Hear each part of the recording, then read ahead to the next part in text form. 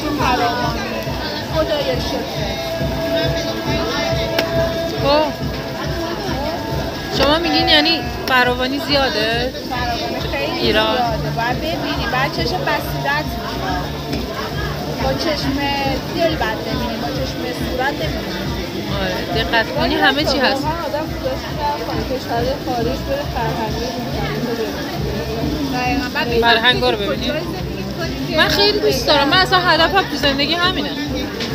دوست دارم خیلی جاها رو دیده باشم، ببینم قبل مردن. مثلا سخت کار میکرد ولی همه کشور رو میکرد با خانواده 70 سالشه؟ کشور رو رفت داره.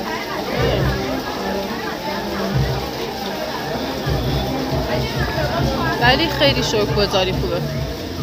اگه همه مردم شکرگزاری کنن همه چی گل و بلبل میشه. اصلا شکرگزاری میتونی امتحان کنید. یه هفته شما شکرگزاری کنید بدون اینکه قُر بزنید. بدون قُر زدن؟ بدون قُر زدن. شکرگزاری یعنی که قُر نزنید دیگه. قُر بزن شکرگزاری کنید که جواب نمیده که. شاکر وقتی شاکر هستی دیگه برای چی قُر بزنید؟ به چی قُر بزنید؟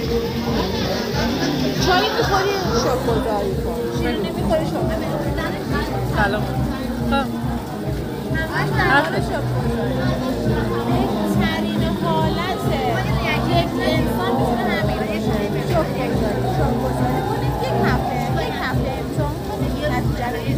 منو بگو چجوری شده بودم؟ چند روز پیش حالم خوب شده بود؟ بابا اصلا به چی فکر نمی کردم. تو لحظه حال بودم. احساس کردم تو آسمون. همین شکرگزاری باعث میشه آدم بیاد تو لحظه حال دیگه. لحظه حال یعنی چی؟ لحظه حال یعنی چی؟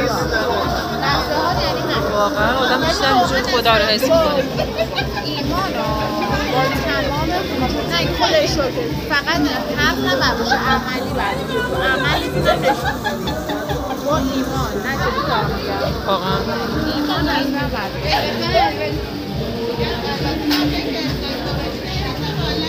بعد ببینید چقدر اصلا صبح از خواب بلند میشه به خودت میگم صبح خواب بلند میشم چی؟ صبح اصلا از خواب خودش شکره از خواب بیدار شدم نفس پیروز اینجوری بودم. آره پاشدم گفت خدای شکرت من دارم نفس میکشم. رفته بودیم که همه سینما رفتیم خدای شکر واقعا خدای شکر زدن باشه که ذهن من هر چی ذهن رو منفی کنی